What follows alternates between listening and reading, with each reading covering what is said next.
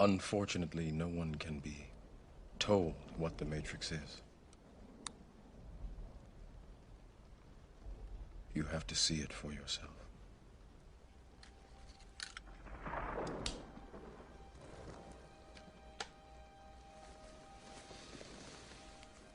This is your last chance. After this, there is no turning back. Hey everybody, I'm Milax, and the first time I saw The Matrix in theaters, I had the chicken pox, so I was pretty miserable. I think my parents probably took me as a diversion to keep me from complaining about how much everything sucked and how miserable I really was. And like a lot of nerds, I came out of that theater feeling, I don't know, changed by what I'd seen. The agents, the Matrix, the green lines of text floating down the screen, it all just felt so new and exciting and cool. And for years, that's what I imagined coding was really like. You would be staring at a screen with these lines of text flying across it, and only these secret few people who spoke that bizarre, magical language could actually understand and interpret what we all saw only on the surface. Of course, I eventually realized that software development is actually a lot more pedestrian and unexciting than that, but we still get to experience some of that mystery every day playing this game. There are all these opaque systems that we can only guess at, little black boxes of code that players tinker with over and over to try to decipher as exactly as possible. And I've always wanted to learn more about the folks who get to see that code for what it really is, who get to see the lines of text for what they mean. And in today's episode, in our second installment of a sister quest, we'll get another peek behind the GM curtain to learn a little more about how the game is made from a person who sees the Matrix for what it really is. So stick around to hear about how some of the most iconic spells in Gemstone were built and picked apart and rebuilt, about loving spreadsheets, about what it's like to actually build a verb or spell in-game, how my brother once vomited from excitement playing World of Warcraft in the corner of his room, and the Captain Alanthea shield, which is a real thing that I very, very badly want to own. Welcome to the fourth episode of Town Square Central.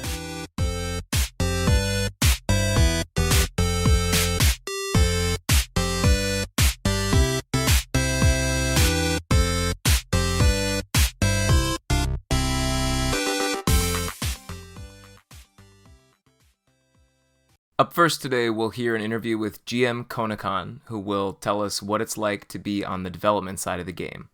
He's worked for a long time building some powerful, controversial, and complicated systems and spells, and we'll hear from him about how he got into that world and what it's like to be in it. If you've ever wondered how the sausage actually gets made, then this is the episode for you. Except replace sausage with really complicated coding stuff. Let's start with the personal stuff. What Yeah. do you do for work outside of your fun work with Gemstone? I'm a big data developer, so like I'm a programmer, and I sort of fell into just like doing big data stuff by a job that I happened to get. I've always really liked like working with just lots of data.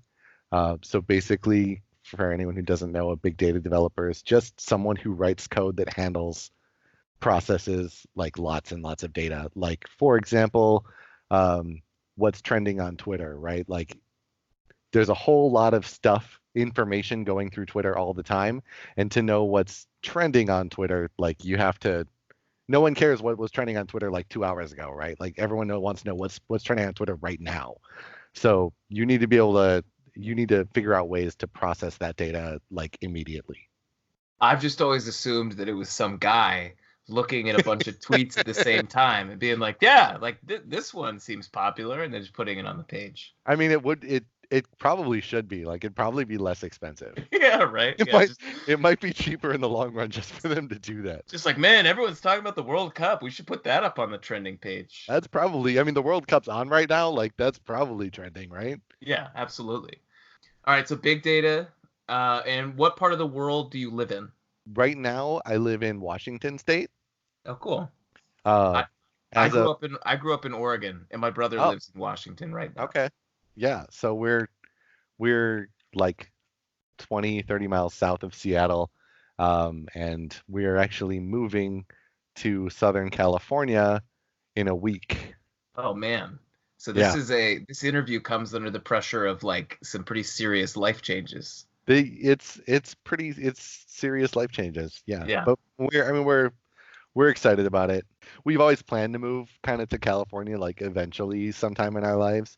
Because so my wife and I, every year for our anniversary, she's a big Disney fan, so we always go down to like Anaheim and spend our anniversary at Disneyland and doing like Not Scary Farm and stuff. Yeah. Yeah.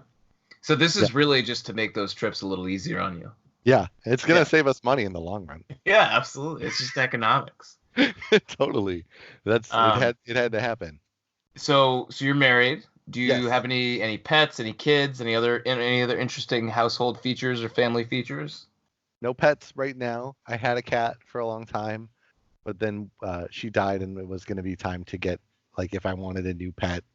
We were in the process of having a baby, Yeah. so That's not a didn't great time. right didn't want to add a pet.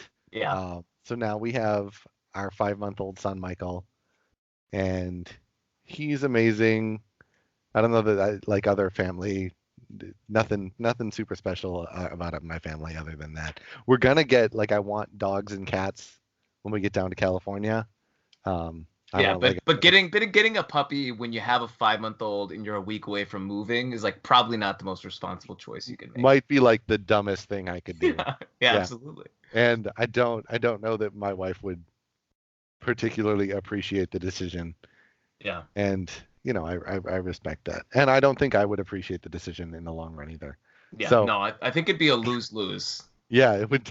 There's no way to come out of that net positive at all. Yeah, So yeah, so I'm gonna wait on the animals for a little bit to kind of okay. get settled in. Yeah. Yeah, So, other than Gemstone, what do you like to do in your spare time? mostly play games. I'm a big fan of League of Legends. Oh, me Uh, too. I love League. really? Yeah. Okay, we're gonna have to. I'm gonna want to play with you then. I no Then joke, I'm probably gonna play a game right after we finish this interview. then we I'm should not very totally. good. I'm gonna warn you, I'm not very good. I mean, not very good. Like you have players who are like plat saying like, oh, I'm not that good. So Yeah, I so don't know I'm what that. I'm like low plat. Well, see, then you're better than me. Oh, So great. That's all I cared about. Then we're good. Then we're good. We're good. All right. We'll I'm play a like, league game. We'll play a de- league game after this. depending on how often I play, I'm like mid gold, mid to high gold. Yeah. So No, that's like my normal spot. I've just something freakishly great's been happening this year, I guess. What's your I'm role in jealous. league? What role do you play? I'm a big support. Oh, Uh, yeah. like support is so. My favorite champions are Leona and Lulu for Okay. support. Okay. Those are very different play styles, but they're They both are. I love I love Leona. yeah. Like she's been my favorite support for a really really long time. Yeah. Uh, then there was just a time when I was like I need to learn someone else, and I don't want to be like I like Janna, but you don't want to be that guy, you No. know? No, Uh, no one likes the Janna main, you know. right.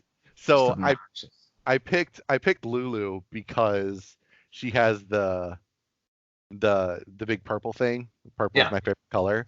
So and she's crazy and she's fun. And there's nothing like if you're a support and the enemy top ribbon is like 10 and 0, the only support you can be where you don't feel like it's the end of the world is Lulu. Yeah. Because she can just say no, you Right. know. She just polymorphs and then Ribbon's like, well, Well, that how was really shitty of you. Thank you right. for that. Yeah. No, so I So play Talon is one of my I play mid, awesome. and Talon is one of my favorite champs. And every time I see someone lock in Lulu, I'm like, well, this just sucks. You know, because they're just gonna ult the ADC, and that's it. I can't do anything. It's fantastic. I love playing Lulu for that. Yeah. Okay. Uh, Well, yeah. League is great. I love that. You have any other yeah. games you enjoy? Yeah, so I'm a big WoW player. I have like a Yeah. guild that I spend a lot of time with. We're excited about Classic. Um, we'll see how long that lasts. Also, I'm very excited about Teamfight Tactics because we've been doing auto chess stuff. Yeah. Yeah. But I didn't really I played Dota like before I got into League of Legends, but like now I'm like a League guy. So Yeah. I felt dirty like installing Dota 2. Even Yeah. though I wasn't gonna play it, right? Like I felt dirty doing it. Yeah. No, So I played Dota back when it was the Warcraft right. 3 mod, Yes. like the Hmm. custom map. And that was great. I loved it. Yeah. And I resisted League for a long time Oh because really? I was a new, I mean, I was new to my job and life I was got you. hard at that Yeah. time. Hmm. And then once it's like the perfect mixture of like frustration and like desire to improve and like fun. So it's not easy enough that you're like, I can just steamroll this game, and it's not quite awful enough that you're like, screw this, I'm uninstalling it. So it just Yeah. keeps you hooked. Yeah. Yeah. Yeah. And WoW. So my favorite WoW story. My little brother who used to play Gemstone and used to like catfish people before catfishing was a thing, Oh and snap. like back in, I mean, he was probably like 10. And he would Google like hot girl and send people. I really hope that no one listening was like one of the people who was like mistreated by my brother, but like pretend to be this girl and then get that person to give him all these items and stuff.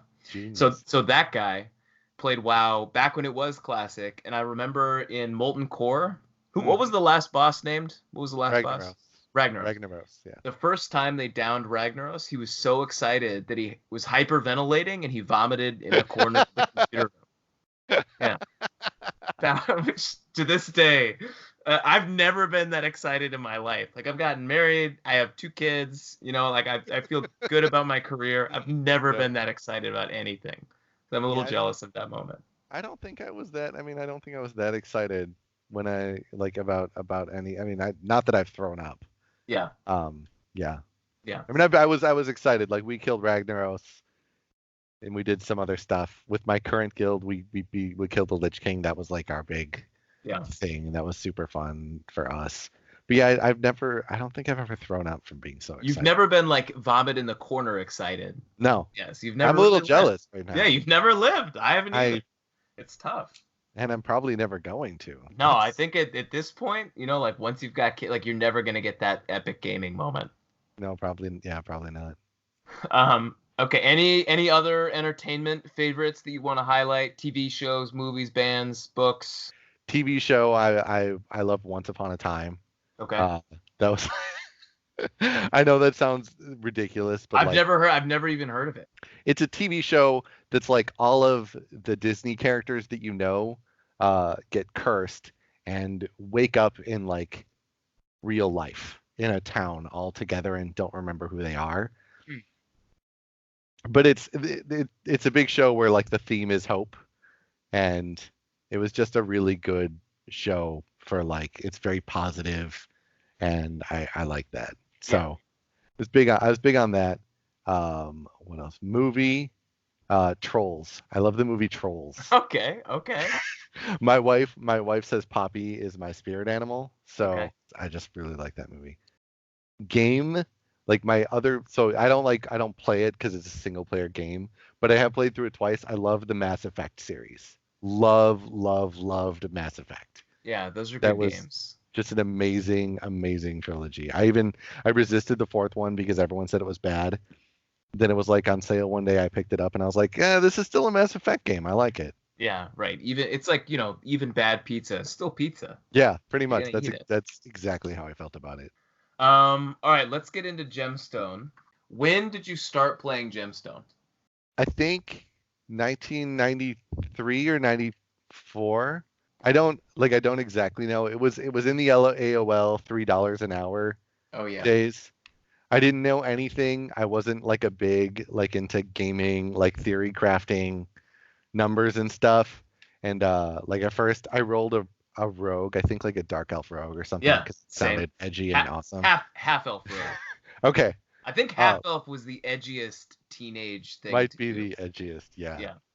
And then I was playing with some random people, and I got sold on sorcerer, and then a couple people, I don't know if they were trolling me or not, but they were like, make a giant man sorcerer. So I did, and then I stuck with that till, I don't know, I stuck with that for a long time, and I was like, no dude, giant man sorcerer is so great. They got the strength bonus, yeah, you can carry all the stuff, and people are like, but your CS is terrible. And I was like, It's fine. Like, but that's not what so being a sorcerer is all about, guys. what do you idiots know? You're Yeah, not a it's all sorcerer. about how much stuff you can put in your backpack. Mm-hmm. Yeah. Yeah. So I stuck with that for a long time, and then moved on to some other stuff. But like it's good not being in the $3 an hour Yeah. days No. anymore. Yeah, I remember having some difficult conversations with my parents Oh back in that era. my God. I think I had a $300 bill once Nice. that my parents didn't see coming at all, Yeah. and like you're still young enough that you're like, so? Yeah. Like, Mom, I'm expressing myself. This is just let me be me and pay for it. A thing I think that my cringiest memory with Gemstone is I was however old I was when I started playing, maybe like middle school, and I had my character was like in a romantic relationship with another character. Oh yeah. Uh-huh. And this person who was like a grown woman was just role playing her character, right? Yeah. And I was like, no, like I'm in love with this person, like this character and this person are the same thing, and we're in love with each other. And I would like pretend that I was an adult. Oh my God, man! Even just like thinking about this is so painful to remember. And I'm just glad. Has your wife heard this story before? Because she might hear this now. And I think if she hasn't, I don't think it would surprise her. She was a much cooler person than I was, and I think still is a much cooler person than I am. And I think is also very like innocent when it comes to just like perspective on gaming. It's like when we started dating, we were both 22 or whatever, and she went out to dinner with her parents and told them that I was a big World of Warcraft player. And her parents, who like don't know what World of Warcraft is, like, oh, and she's like, yeah, and there's like dwarves, and I think he's a priest, and they go around and kill orcs. And I remember she told me that later, and I was like, why did you tell your parents that? That is not what I want them to know about me. Like that is not the defining like cool thing about myself that I want to be the first impression. But they're such nice people that it didn't matter. It was fun. I met my in-laws in World of Warcraft. Okay, well that's just a way cooler story. Yeah. Because I met my wife at PAX, the Penny Arcade Expo. Yeah. So that's how I ended up here because I'm from Chicago originally. So I ended up here because I met her at PAX playing. I was playing Magic: The Gathering, and she sat down and we fell in love. Oh. Yeah. So then like while we were doing the long distance thing, it turned out that she played World of Warcraft and I did too. And I tried to impress her by saying like I was a feral druid and like I had tanked Molten Core and like I'd done all this stuff, and she was like, I don't know what that means. Yeah. Oh man. But yeah, like I got to like I played, so her dad plays. So like the first time we ever like her dad plays WoW. Yeah. That's awesome. He plays with my guild. We raid like weekly, and he's a ret pally. So we like the first time we ever actually met at all was like we went and did Scarlet Monastery all together. Oh And my God. God. I was playing a shaman at the time, and like I had been practicing like for like a week. Yeah, right. Like getting my rotations, like even though it's Scarlet Monastery, we're like level 35 or something, like there really aren't rotations, but I was practicing to like really impress the hell out of her family. Yeah, and you didn't want to wipe the group, right? Yeah. Like that's like this isn't going anywhere. Now that like I know them, like they couldn't have cared less. Like I could have done no DPS and nobody would have noticed or cared. Yeah. So like I spent all this time preparing for that, and it didn't matter. I like that story. I think that's probably the best story to come out of World of Warcraft that I know of. It was fun. It was a good time, and we get along great. So it worked out. So let me do some mental math. Almost 30 years you've been playing Gemstone. What are the biggest changes that you've seen in that time? So first, I would say we don't have to pay $3 an hour to play. That's a good one. Which is awesome. Big one for me. Empaths can hunt, which is awesome. When we were kids, they had the 800s instead of the 1100s, and they didn't really hunt. They just healed. Like their whole spell circle was just different healing spells. I actually didn't know that. I never played an empath because it wasn't edgy enough, right? So I was like, who wants to heal? But yeah, that's interesting. Yeah. So that like they switched over, and that changed. Lich has changed the game like crazy, and I love Ruby. as a programming language. So I was excited when that all went down. What would you say is the best part about this game? Like, what keeps you in it? For me, it's theory crafting. Like I said earlier, like I didn't, I played the Giant Man Sorcerer and I didn't Yeah. really know about. But then once, like Gemstone introduced me to, like the world of theory crafting and like playing around with the numbers and trying to make everything perfect and planning everything out. Um, and like I do that so like WoW doesn't have talent trees anymore. But like I'd be the one in like my guild that's like telling everyone, okay, you do this talent tree, you do this, Right. like Right. setting everyone up. Um, so that's it for me, like making spreadsheets. Uh, like I've made spreadsheets for like setting up your character stats like 17 different times because I never remember where I put my old spreadsheet, and I make a new character and I want to know exactly how I should set its stats once it's 19 or whatever, Yeah. That's kind of what it is for me. I really Yeah. love numbers and playing around with stuff like that. So Yeah. Well, so first of all, Gemstone is the perfect game for that, right? I mean, there's just absolutely. millions of hours of reading on the wiki just about exactly that.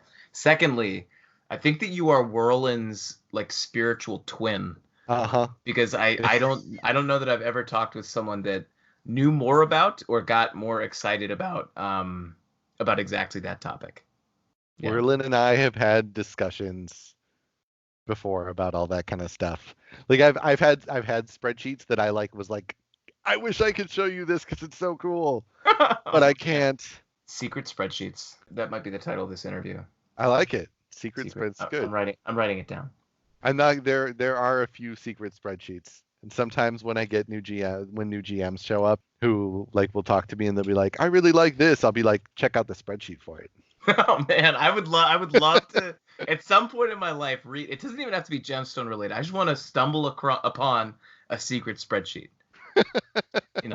Okay, so if you could Thanos snap any single change into the game immediately without worrying about balance or complexity of implementing the change, what would you do? So, okay, so I'll preface that with like, this is my opinion only, right? It just doesn't like represent the rest of the development team. It wouldn't mean that this is going to happen or that it's likely or anything. Okay. There's probably a few things, but the biggest one I think for me would be there are some really OP things, and I like everyone is going to know, like everyone will have their own idea what I'm talking about. There are some really OP things that I actually would really like to nerf. And I know that sounds harsh, but the reason is because there are some things that are really OP, and they're so OP that they make it so that we don't have as much like agency to add things. Right, like if like if each class or whatever is allowed like 1,000 points of power that Right. you could give them, right? Like there are if some if you're using 900 points for one thing, right, you don't have as much room in the other areas. Yeah. So I would really like to do that. It's not likely to happen. And another one that would be, especially without balance, would be moving empaths over to minor mental from major spirit. Oh yeah. I would love that. Because that would give them all kinds of of awesome combat stuff that they don't have right now. Yeah, right? I mean, empaths are already. I mean, they're already. No, really they're already pretty feisty little pures. But yeah, no, I think I wish that had just been done at the time. Yeah. But I don't I get why it wasn't. So, yeah. Anyways, sorry. Go ahead. All right, so let's talk GM. How did you become a GM? And so talk through like why you wanted to become one and what the process of becoming one was like for you. Why I wanted to become one, it follows just the same pattern of I really like theory crafting, and like even when I was a kid, I wanted to be a programmer. When I was a kid, I wanted to make games. So like when people were saying like, what do you want to be? And other kids were saying like a firefighter or an astronaut, I was like a 6-year-old being like, I want to make video games. Yeah. I want to be a programmer. Then kind of like the reality of The truth being, I don't like to work as hard as people who actually make video games work. Right. Yeah. Like I wanna have more of like a family life and stuff. So like doing like the GM thing and actually getting to like design a game without having to have it be my real job that I spend, 100 hours a week and don't see my family on. Yeah. That was cool. So like in college I started applying and never heard anything. And then I kind of just stopped. Like I stopped playing for a while, and then I think when I met my wife I mentioned it and she was like, "Well, why not just like go try again?" And I was like, "Well, I don't even play." And she's like, "Well, I mean, if you want to be, you should probably start playing again." So I started playing again, and I applied, and they got back to me really quick, and I wasn't sure like what team I was going to be on, and I initially wasn't a development GM. I was just the other type of coder, like working on events and making shops and stuff, doing alterations and whatever. Um, so I did that for a while and then just kind of fell out of it. And then a few years after that, I was just like, hey, I wanna pick back up on this, but could I do it on the development side? And they worked that out and they gave me a chance. And I really loved being a dev GM. So that was kind of what the process was like. There's like a lot of stuff that happened along that way, but What's the difference between being a development GM and what you call like the other kind of GM? Like so it was how are those roles different? You are listed as a GM. contributing game Yeah, master. I'm not actually. I'm an FGM. Oh, Uh, a I was full game master. yes, I Okay. was I was a CGM. And then I came back. So then CGM means like a vacationing game master. You're not currently like really on staff, like you'll help out here and there, but you're kind of in like a hiatus.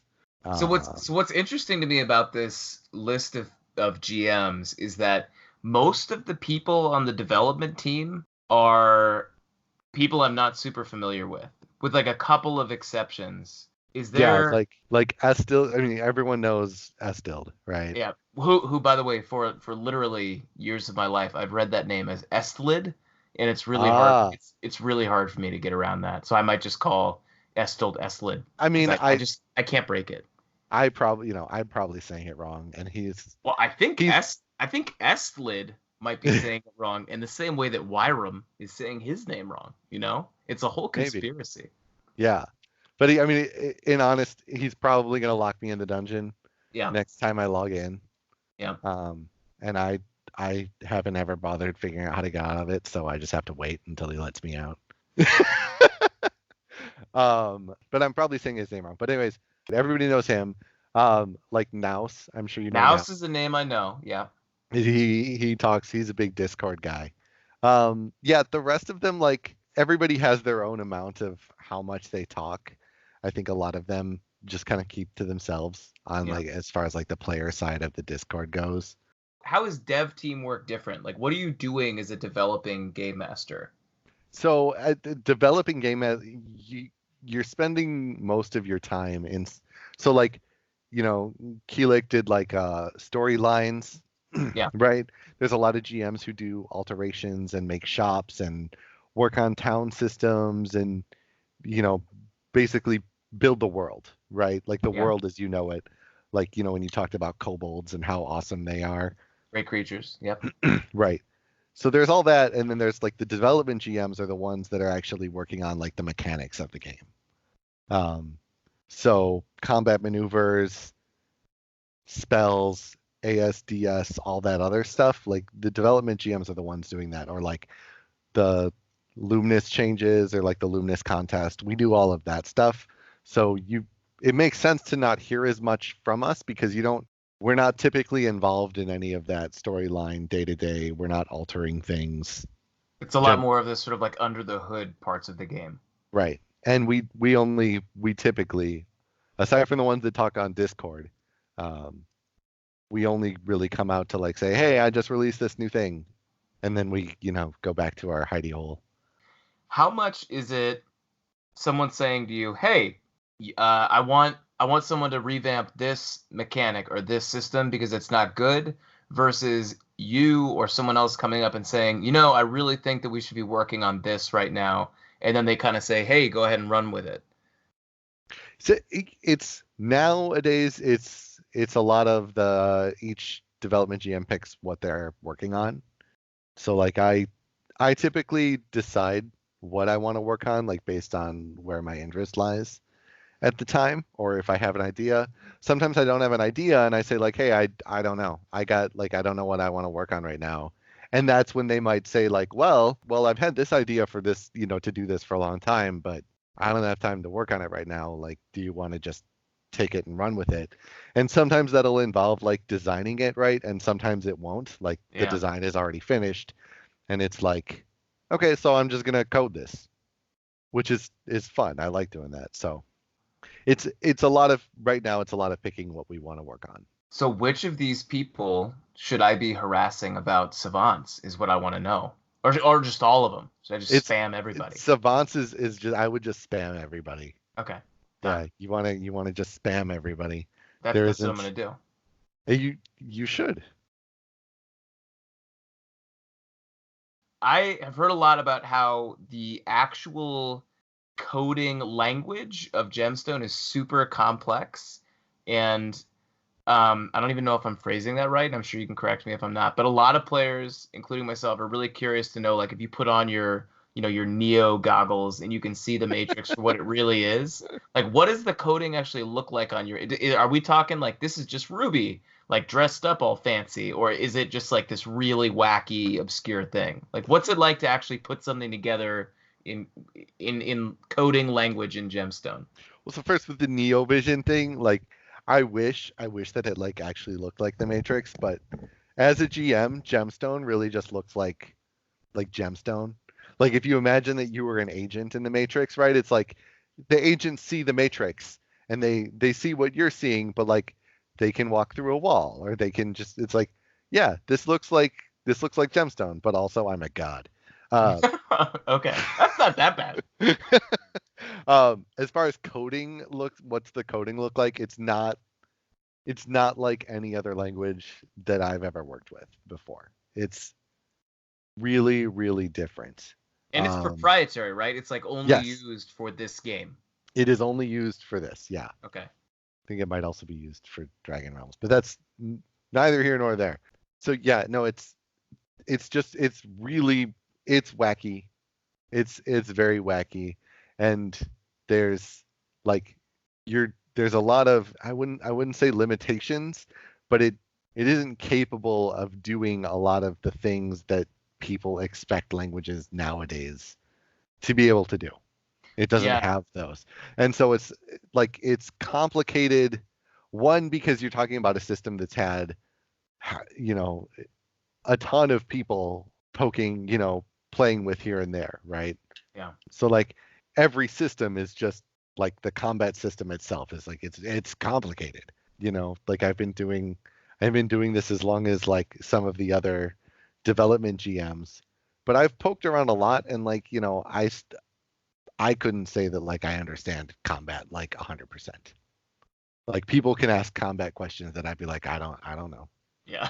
I'd have to go look and I don't know that I want to, because it's going to hurt my brain to dive into that. Well, and that I think is one of the fascinating things about this sort of like lumbering monstrosity. And I don't mean monstrosity. That sounds worse. This lumbering hulk of code that is this game. Because I don't think anyone has their whole head around, even like 10% of it. You just have all these people with these tiny pockets of knowledge who have their own areas of expertise. Certainly, I will say that like the amount of knowledge that like Estild and Co's have just blows my mind. I can ask the most like innate, like archaic question of either of them, and they'll be like, "Oh yeah, just go look over here, like check that out." And I'm like, "How do you know that? Like, yeah, that's why do you?" And like, not even just like, okay, you've been doing this for a long time, so like you encountered it, but you remember that, like you remember that this is where that is when this is something that like you encountered 12 years ago. Yeah, it's mine. So like I don't know that they know everything, but they know a lot. They're as And it close is, as they're as close as anybody's gonna get. I think so, yeah. How involved are you with other folks on the GM or the sort of like general company side of things? So Like, are you working like, like alone in an underground bunker, and you like come up for air every once in a while and say like, boom, here's the thing I did? Or are you having regular calls and meetings with people? And if so, like, who do you talk to a lot? I'm just curious to know like what the day-to-day interactions with staff are like. we have regular meetings. Like the development team has regular meetings where we all talk and, jump out with ideas and say, I want to work on this. Or like, hey, I've been working on the design for like this, and this is what it looks like, right? Then everyone like sits and talks about it or jumps back and forth, says, well, did you consider this? Did you think about this? That won't work because of this. I don't like this. I do like this. Yay, it's approved. Go ahead and code it. Or like, no, this still needs work. Take it back. When you all are having those kinds of conversations, how much does, or even when you all are sort of like choosing the projects you're going to work on, how much does the sort of perception or experience of the player base affect those kinds of conversations and decisions?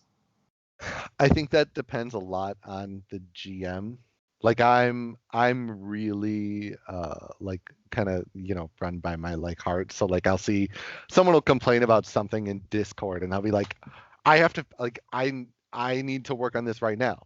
Yeah. And like I'll ping someone on Discord and I'll be like, what do you think about this? And they'll be like, and I'll be like, okay. All right, well then I guess I won't do. But I get led a lot by sort of like what I read and what players are talking about, and I think each GM has their own like set of ideas. Yeah. For Well, they're things. people, right? So Yeah. I'm sure some are really motivated by the frustrations of a large group of players, and others are probably like, no, man, this is what I want to do, and I'm going to do it the way that I think makes sense, and eventually you'll come around to it. I mean, that just kind of makes sense to me. Yeah, and like everything goes through, like everything gets talked about by the whole Yeah. team. So like no one is gonna just like make some kind of crazy decision that nobody likes, because if nobody's gonna like it, you'll get told like, yeah, nobody's gonna like that. Don't do that. So I talked to Luxel the other day, Uh-huh. and when I asked her what she thought the best change that could be made to Gemstone right now would be, she said getting rid of disarm. And she like said it immediately, just like, this is dumb, this shouldn't exist, it's frustrating, it limits people, it creates heartache. Do you have any sense as to why disarm persists? Disarm still exists because it's not just a system.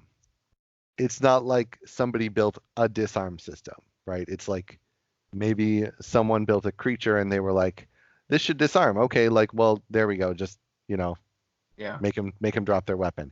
And then someone else was like, okay, I'm gonna, make a spell that makes you drop your weapon. It's not like there's, like a big system that we hook into that says like, okay, disarm. It's not like that. So you're saying that it's more like if you are disarmed, then all of these other things that exist within the game can cause weapon loss or whatever. Is that what you're saying? Yeah, it's just like weapon. There's not like a standard way to do that. Yeah. And so in order to fix disarm, or if you were gonna take disarm out of the game, you have to find all of the places where it happens and change them, right, piece by piece. I don't know if that one's gonna go through. We'll see. That's fun. No, I mean, I'm just genuinely curious, because I think there is actually something from a mechanical immersive point of view of saying like, yeah, man, if you want to do this like super high end instance or whatever, like, you are running the risk of something seriously crazy happening to your character. Yeah. I actually kind of appreciate that risk taking from a development side. Or I don't even, but I also, so I have one of my characters has this parasitic weapon that costs like a good amount of blood script to get. Yep. And losing it would be, I mean, devastating is probably overstating it, but it would be painful. It would be, yeah, no, I think devastating is fair.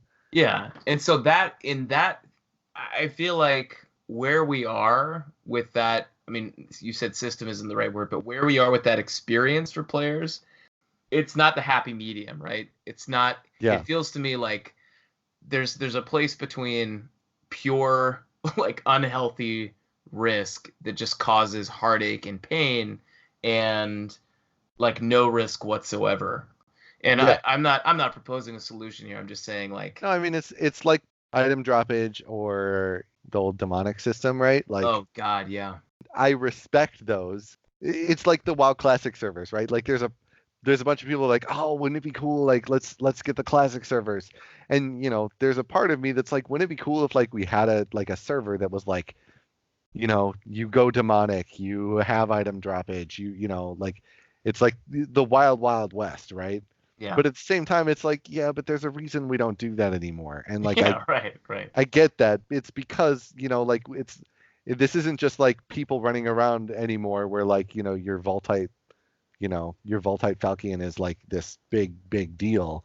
Yeah. But if you lose it, like, oh well, I'll get another, like it's okay. I'll go buy another one at the armory. Right. Now there's so many things that are really, really special to people. Yeah. And it should be like that because like they're special to the people that have them, and they were special to the people that made them at the Right. time too. Right. So like to think that those things just get lost or end up in the hands of another player when like you're like, that was mine, like that's Yeah. I get it. So I understand, and disarm should go the way of demonic also. Yeah. Let's talk about the specific work that you've been involved with, because you've done a lot of pretty interesting stuff. And we'll start with the verbs. So you are responsible for service, incant set, evoke, target next, and appraise group. So is any of those projects a thing that you are especially proud of? Talk about something there that you were excited to work on, or you think came out really well, or something like that. I was really excited about service. Well, I was really excited about all of them. I can probably talk about each one. Target next was very, very small change, but I was excited about that too. Service was like when we were talking, it was actually my first project as a development GM. We were talking about how to solve, or like what we could do to help with the whole rogue lockpicking thing, right? Yeah. And like a bunch of ideas got thrown out, and this was like the simplest, sort of smallest one that we could do, rather than like getting really, really funky and out there. So service was just like, well, it's kind of like a group finder, right? Yeah. With like making it not like I need someone to pick my lockboxes, pick my lockboxes, and now I'm gonna go to a room with a rogue or something. It's not like that, right? It's just like, hey, I want to pick your boxes, or hey, I want to spell you up. I'm over here. So I was excited about that, and it got, when service first came out, it was, I mean, for months nobody cared at all. I told, like, I spent like a month talking to my wife about how excited I was. Like I was so excited, and then every day I would log in. I would just like log in and be like, who's using service? And I'd check and it'd be nobody. I'm like, oh. No one. Oh, Yeah. that's so sad. And then I think after a hiatus, I came back and I randomly like looked and I was like, what? There's like 40 people using service. What the heck? Yeah. So I was excited about that. The coding for it was pretty fun. It was more complicated than I expected it to be, and I was afraid that I was going to break a whole bunch of stuff. The incant settings, I think I'm most like proud of. I didn't like design that myself. That was like a team design idea, but it felt really good because incant is awesome. I was never a player that used incant. I was always prep cast. Yep, same. And then I started working on incant set. Like it wasn't supposed to do everything it does now, and I just like, we kind of kept iterating on it, and I was like, what could we add this? Like, let's add this. And I was really excited to release that, and then people liked that one. And by the time I was done with it, I was like, why am I using prep cast? Like incant does what I want it to. So that I think incant set was done really well. Evoke, I was really just the coder that like the team designed it. I forget what spell we needed Evoke for, but we needed, a new way to cast that wasn't cast or channel. So Evoke came about. Target Next was one of those things in Discord where I was just like, someone was like, actually, it wasn't in Discord, it was on the forums. Someone was like, I should be able to do this. Why can't I do this? And I was like, why can't you do that? We're gonna make this happen. And a praise group was the same way. That was like, we did that during the Spring Spectacular. Yeah, I really like that one. That's it's like a little thing, but that I think makes life. It's like a small change that probably doesn't affect anyone's lives like enormously, but makes things better. Yeah. It was Darcina or Army Gen. And then while I was in there, I was like, I should like healing wounds or taking wounds should be point and click. Like, why not? Why don't we just do that too? I was waiting for like 2 weeks to release that, and I was like, screw the Spring Spectacular. I just want to send this out now. I was really hoping that the Spring Spectacular would culminate in Savants being released, because it would have been the spectacularist way to celebrate spring. And, I know people are really excited about enchant changes, or people are mixed about enchant. People are very worried. You can say excited, like excited. I think people are excited. I think people were a little overwrought, or maybe like they were invested and they wanted to make it work well, is a better way of putting that. And yeah, but I've never played a wizard, and for some reason, I think it's because they seem very complicated. I just have never done it, and so anything wizard related just feels like just wasted time to me, which I recognize is totally selfish and wrong. But no, I get that. I never play. I probably shouldn't be saying anything like that, but I never played a wizard until recently. I started one up. Yeah, I was gonna say your involvement with spell work in Gemstone is actually like directly tied to a lot of wizard stuff, right? Yeah, like there's actually you were very involved in the elemental lore review. Yes. Yeah. So talk about, because I don't think I was playing when that happened, and I've also never done. I don't think I've ever had a character that like really cared about elemental lore anyway. So tell me, what was that project? Why did it need to happen? And then what was your involvement in it? So I had been on hiatus for a while, and I came back right when Hot Summer Nights was happening, when Sorcerers got their like big review where they got Pestilence and the Animate Dead changes and a whole bunch of other stuff that was super awesome for them, and they were all really excited about it. Right after that was the Elemental Lore review, which was doing kind of what I talked about on the Thanos snap changes. It was kind of doing that for wizards. There were some the powerful wizard builds at the time were really, really, really powerful.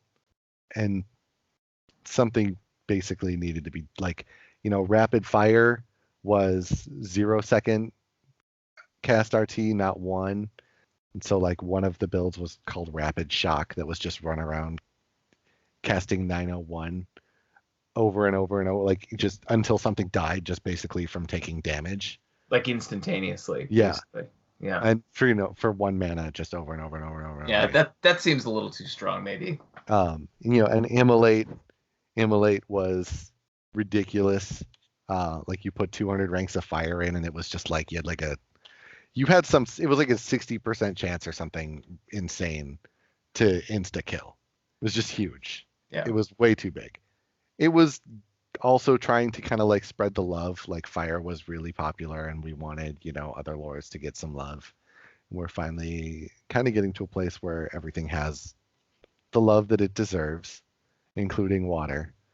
And so I came in when it had pretty much already been designed, and I happened to have a lot of free time at the time. And so I coded like just so many of the spells that got changed for it, which also meant that I was the one releasing those spells and writing the forum post. Hey, we updated Rapid Fire. Aren't you excited? Yeah. And I'm sure that you had like very mixed reactions to a lot of those changes, right? Very. What was the least popular? What is the least popular development change that you've had to share with the world?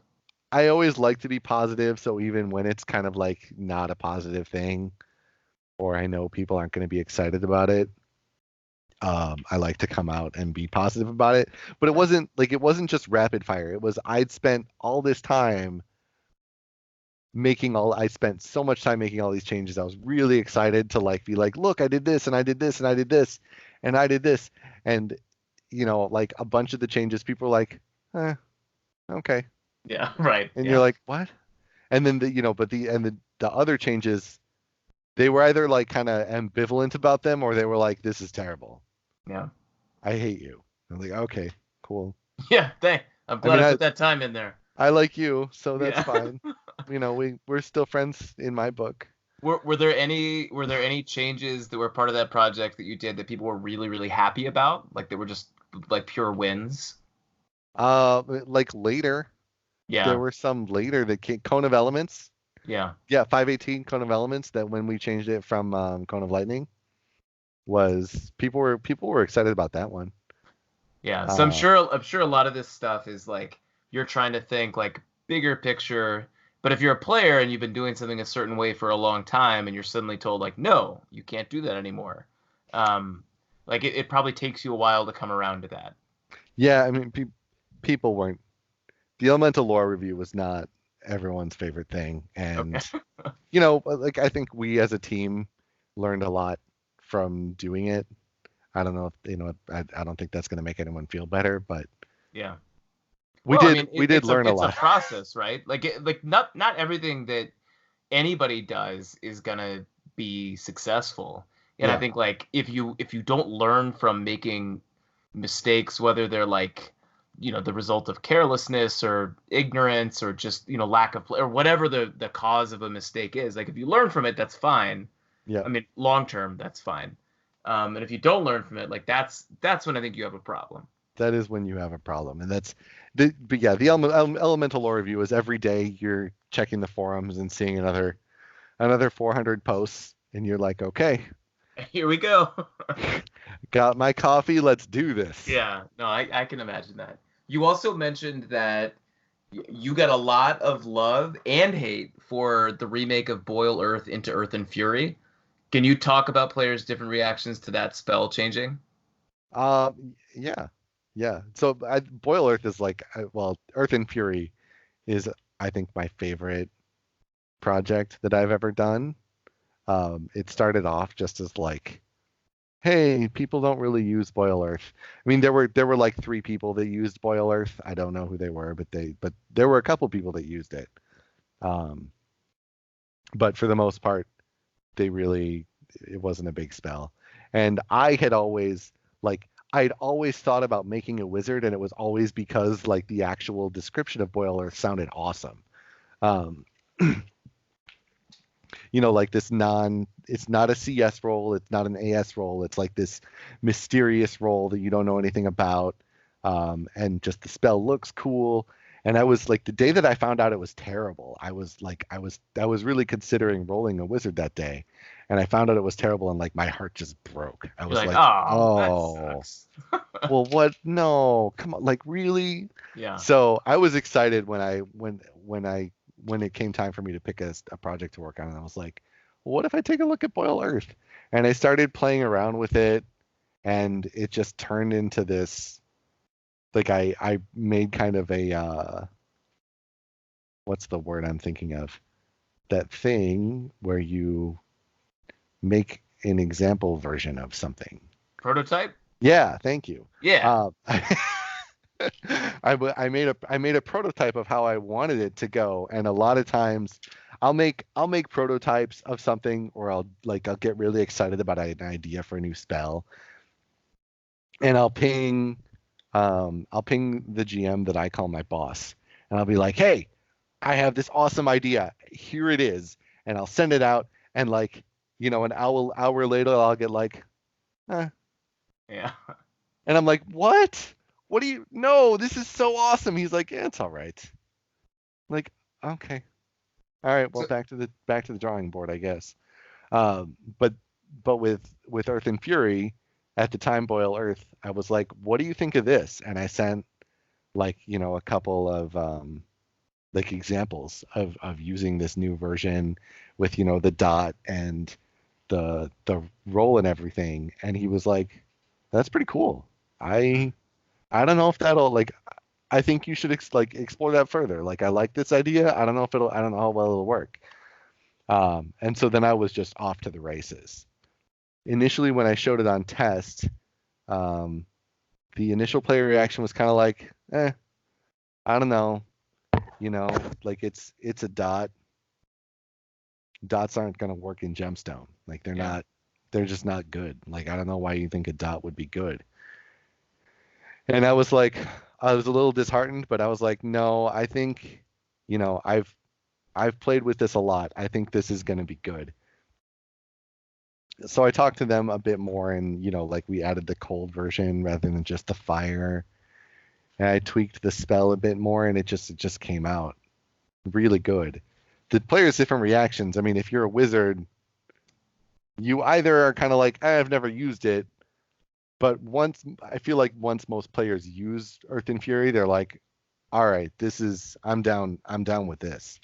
So is this like a core part for like some wizard builds? Like, is this a thing that everybody uses? Like, how popular a spell is this now for Earth and wizards? Fury now is a really popular spell. It's not like, I mean, it's not like the most cast wizard spell in the game, but it's really popular.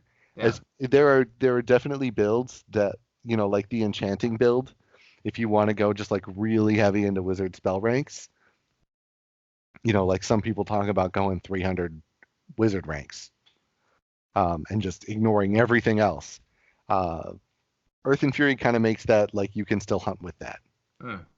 Yeah, Um, I think my favorite builds in Gemstone. I've never been a fan of the like, attack, attack, attack, it's dead. Like I've always liked um professions and builds that lend themselves toward trying to do something like a little weird or offbeat to kill things. And I think yeah, that, yeah, like you said, like something that doesn't have the visible ASDS or CSTD rolls. It's just like something's gonna happen, and like it might kill things immediately, or like I have to do all these weird things to make it work. Like those I think are just kind of fun.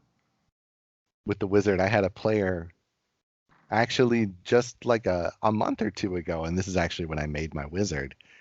Sent me like sent me a private Discord message. Was like, I know you love people telling you about 917, so I just want to show you how I feel when I'm walking around with 300 ranks of wizard and a crap ton of water lore.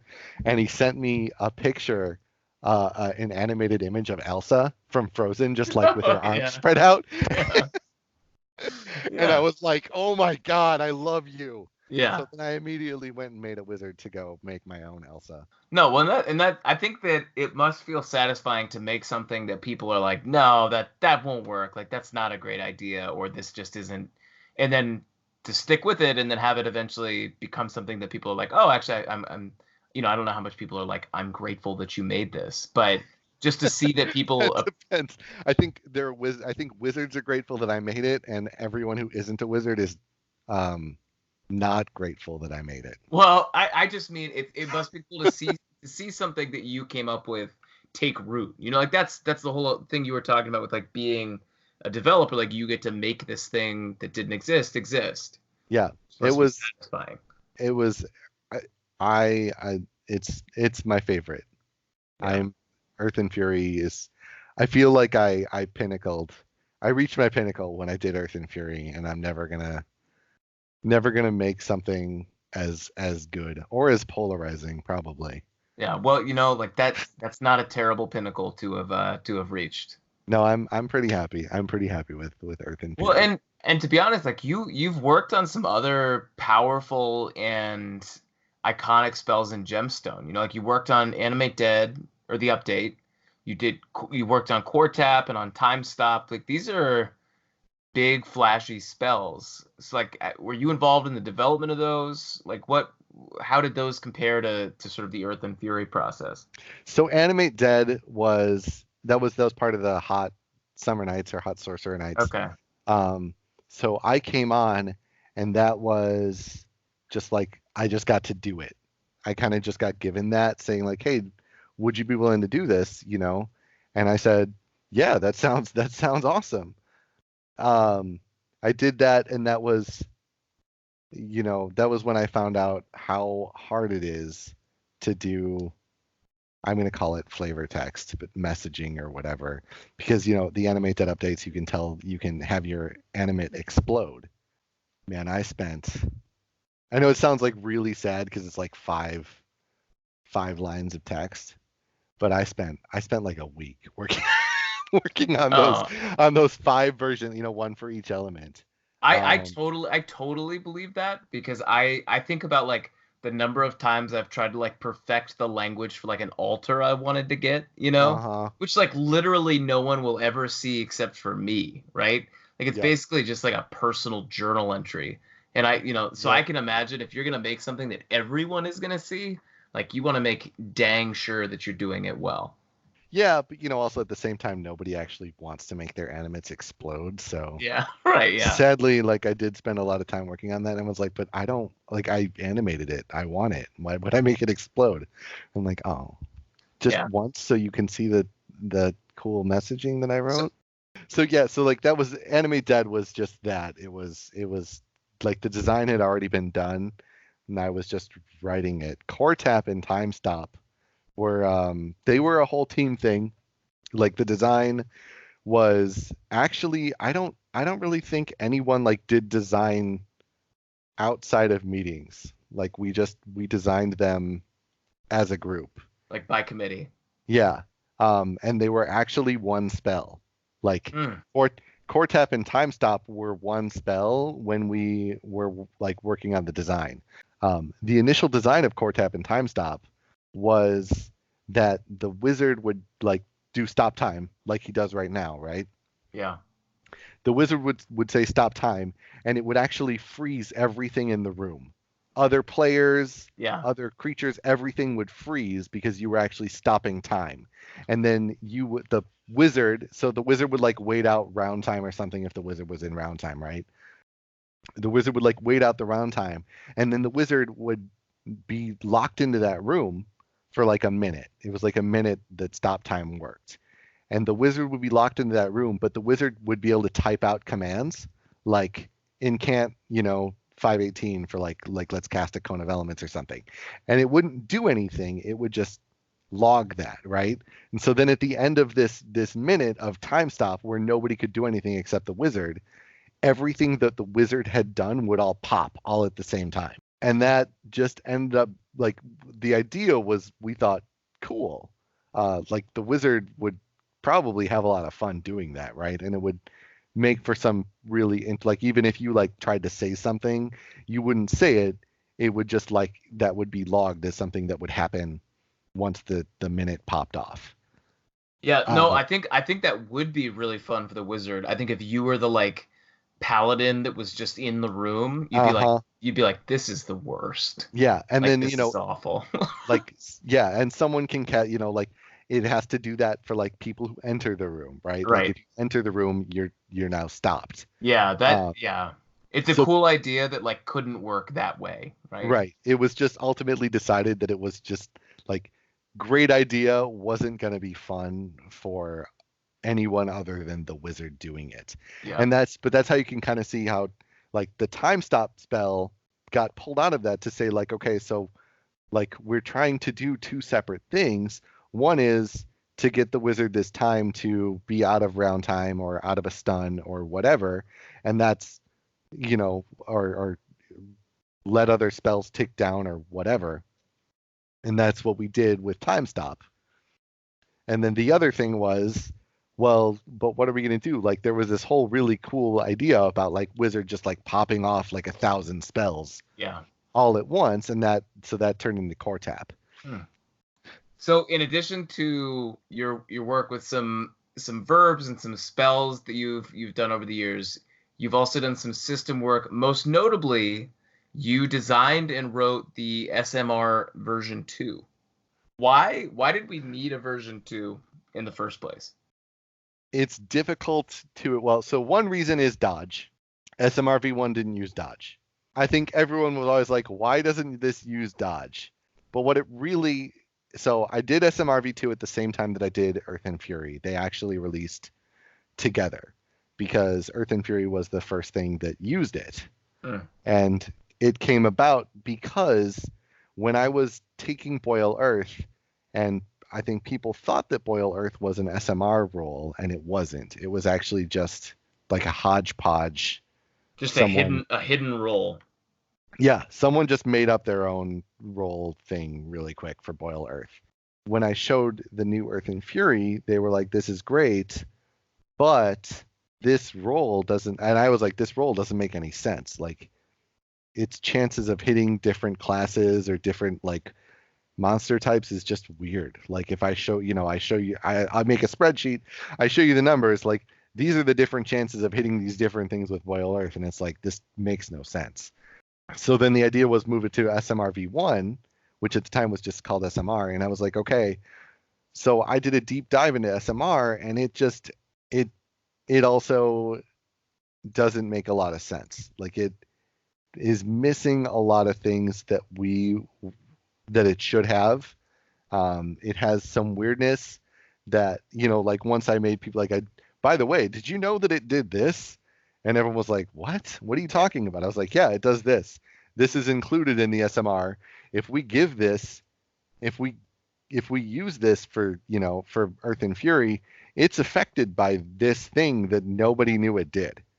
And I would go into more detail, but there are things that still use the SMR, so I can't really go into detail about that. But it was just like, in the end, there were so many weirdnesses about the original SMR that it made sense to just, rather than spending a whole lot of time trying to fix it, just build one that worked the way you wanted it to. Build one that worked the way we wanted it to, and in a way that made, sort of like each profession able to dodge at the levels that we expected it should, which wasn't necessarily true with the SMRV1. It gave us a lot more control over what it's doing. So like there's a lot of flags that you can set for like the SMRV2, right? It does take into account the attacker's stance, and it does take into account the attacker's injury level, but for Earth and Fury it doesn't, right? Because how injured the wizard is doesn't affect how powerful their spell is. Yeah, that makes sense. And same for like their stance. Like stance isn't going to be a part of magical, we call them magical maneuvers. So it gave us just all those kind of abilities to do different things and also include dodge without breaking the system. So the main way that the second version compares to the first is that it sort of hangs together more logically given other things that exist in the game, and it takes dodge into account. Yeah, it takes dodge into account. It also takes perception more into account, and the math behind how they come to their conclusion is very different. So speaking of maneuvers, what is, in your opinion, the worst maneuver to experience as a player? I'm gonna say Earth and Fury. Oh man, so you're like Dr. Frankenstein here, right? Like you've created this monster that now is just out of your control. Yeah, I mean, I think Earth and Fury, one of our dev GMs said it's our version of Save or Die. Yeah. And I think it's not like, that's not 100% true, right? Like if you're hunting with a friend, like they can pull you out, or if you're an empath, maybe your troll's blood kicks in and pulls you out of the stun and you can crawl out really quick. But there is a lot of truth to like, yeah, it's kind of like Save or Die. But it's not save or die instantly. It's save or watch yourself die slowly. While your leg is missing or whatever. Right. You're stunned for the next 10 rounds, and like it gives you like this hope, like, well, maybe the first Earthing Fury won't kill me. Although you're like, come on, I know that the first Earthing Yeah, Fury, it's probably gonna kill me. this one's gonna kill me. It's just how many ticks is it gonna take? Yeah. And you're just hoping like, well, maybe someone will run into the room and pull me out of it, Yeah. or maybe my troll's blood will kick in, or maybe this will happen and I won't die horribly. But you're like, but I know that more likely than not, I'm gonna sit here and watch myself slowly get murdered by this spell. Archwights are the creatures in Gemstone that taught me the value of like using a silence or a disabler when you start fighting something. Yes. You know, like there's something too, I think. There's an easy solution to this problem, right? It's just like the first thing I encountered that I couldn't just like 702 to death without even thinking about it. Uh-huh. It's part of the learning curve, you know? It's definitely something that you have to get taught for Yeah. sure. The other SMR V2 thing that I released with Earth and Fury at the time was the Captain Lanthea shield. I don't know if you've heard of that. I have not, but I really want to hear about it. It's literally the Captain America. Like, I made a Captain America shield for the God auction in 2016. All right, I need to look. Hold on, I'm gonna look this up. Yeah, that was a really fun one. This is the smooth Golvern target shield. Yes. That the Golvern. Oh, it literally is. It says Captain Alanthea shield teaser. And there's a link. This looks ridiculous. There's only one. I don't know who has it right now. But yeah, it's literally like the Captain America shield, and it's so cool. It can sever arms and stuff when thrown. Yes. Oh my god, this thing looks great. I hate shield. I've never made a character that uses a shield, and I don't think I ever will. If I had this shield, I don't think I would hunt with my actual weapon. I would just throw this thing over and over again. Well, so it has a cooldown and everything, but yeah, I would just hunt very slowly. Very slowly. It's not a long cooldown. It was a pretty short cooldown. This looks ridiculous. Does someone have this still? Yeah, I'm sure somebody. I don't know if who has it plays right now, but yeah. Wow. The Captain Alanthea shield is, and Kaios did all the messaging for me, because I really didn't. Well, so like when I built it, it literally just did the throw thing. Like it didn't. It has a bunch of verb traps and stuff, and I didn't have any of those. So like I just had this like throw thing, and I showed it to Kaios, and I was like, right, and Kaios is like, what else does it do? Yeah, if you're gonna make the Captain Alanthea shield, you have to. It can't just be fluff, right? It's got to be a weapon that can kill things. Well, no, so I made it. It was only a weapon that could kill things. There was literally. So he added the fluff. Yeah, Kaios. Okay. Kaios. Just so Kaios is a girl. I knew that. I was testing you again. It's okay. Kaios was. I think she was gone. She had retired by the time you got back. Thank God. But yeah, so the punishment was coming if I got that wrong. She wrote all the messaging, and she gave it all the fluff and turned it into a bunch of cool stuff. That looks like a really fun item. I would like another great auction. That's my Nano Snap request. I would like another God auction. I have one item in my head that I'm just waiting to release that I've told a bunch of GMs about, and like probably 80% of them that like don't know how the SMRV2 really works are like, But then the ones that I've told about this item that understand the SMRV2 are like, literally casters will kill them. Like people will be killing each other at the auction over that item. Oh, see, now I'm excited. I'm excited too. I have the script written and like just waiting for like the right time to put this out, and I think it's powerful enough that it kind of needs a God auction. It's not just gonna like, there can't be a bunch of, I can't just like make it a blood script item or something. I think we should wrap up. Thank you for coming on the show today. It was awesome to talk to you about all this stuff, and we should queue up for a league game. I think. Yeah, I am. I got to go to work in like 7 hours, but I think we should queue up for a league game. All right, we'll queue up for a league game then, and then after that, I'm gonna have to wait a week while I move. But then I'll be down for some more, assuming you'll play with my gold But You know, I'll slum it with a gold. Yeah, for a slum, little while. slum it with me. Thank you. I Yeah. appreciate it. Maybe I'll just expect to get carried. Up next on Script Check, we'll hear from Dreaven, the Alpaca King himself, as he talks about an underutilized script that can make your adventures in Alanthea a little easier and more enjoyable. Hello everyone, Dreaven here, ready to talk about one of his favorite scripts. And this script just so happens to be one of mine. How about that? Now, this script is called Warrior.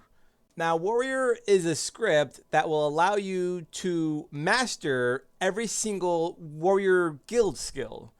The first thing you have to do is clearly download it. And then you have to go to the setup menu, and you do this by doing ;warrior space setup. Setup being all one word. Now, when you get there, there's going to be a lot of options. You have to go through each tab. Make sure you read the instructions at the bottom. It'll say enter nil for any setting you don't want to use. When it says that, be sure that you actually do enter the word nil for any setting you don't want to use, because otherwise there might be some problems with the script. But basically, you go through, you should fill out the general tab for sure. Now, the critter info tab, you only have to fill out if you are working on a skill that requires you to use a skill against critters. That's the only one you need to fill out that one for. Batter barriers, only fill out if you're going to be doing batter barrier tasks, tackle, etc. And the last tab is trading tasks. Like, let's say you don't want to do tackle critter tasks. Every time you get a tackle critter task, the script will automatically turn it in. And if you have a voucher, it'll use the voucher so you can get a new task. So that's what that does. But the script really is great. Once you have it set up, it's pretty much on autopilot. Of course, very big disclaimer here, AFK scripting in Prime, or Platinum for that matter, is never okay. Do not AFK script. If you're using this script, be sure you are sitting there paying attention and all that good stuff. Like I said, it's pretty much autopilot, so it's easy to say, oh, I'll just forget about it. I'll let the script do everything. And it will do everything, but you still have to pay attention to your game screen. You have to, if a GM's like, hey, what are you doing? You have to respond to the GM. But it's pretty much autopilot. It's nice because you can also set it up so if you have a partner who's helping you, the partner can park in a room, and you can have the script automatically go to the room your partner's in. And if that partner is also running this script, the scripts will basically talk to another. It's all through whispers, but they'll basically talk to one another, and the scripts will automate everything on both ends. It's a really great script if you're wanting to have your warrior master guild skills. It's really a great script. I've ran it on two. I have two warriors, and both of them have mastered it. They helped each other, of course. Both of them have mastered, I believe, everything except for, I think one of them has not done batter barriers yet. Not all the way through. It's because, meh. But yeah, it's a really great script. To my knowledge, there's no more bugs. I'm sure there's a bug here and there, but most of it works just fine. No one's talked to me about a bug in a while. If they have, I fixed it almost right away. The script is perfect. It's great. It's a Dreaven script. What could go wrong, right? So that's everything for this script check. I just wanted to throw that out there. Warrior. Download it today for your warrior. Big thanks to both Dreaven and Konacon for their contributions to this podcast. If you were wondering, Konacon and I did play a league game after the interview, and we won. I'm pretty sure I carried the game, but the details are a little fuzzy in my memory at this point. Also, I'd like to give a quick shout out to my spouse, who doesn't play computer games, and has been infinitely patient and understanding with this project. I love you. To the rest of you all, I love you too, just, very differently. If you have any feedback on today's episode or on the show in general, I would love to hear it. You can reach me via email at gsivpodcast@gmail.com. Until next time, I'm Milax, and thanks for listening to Town Square Central.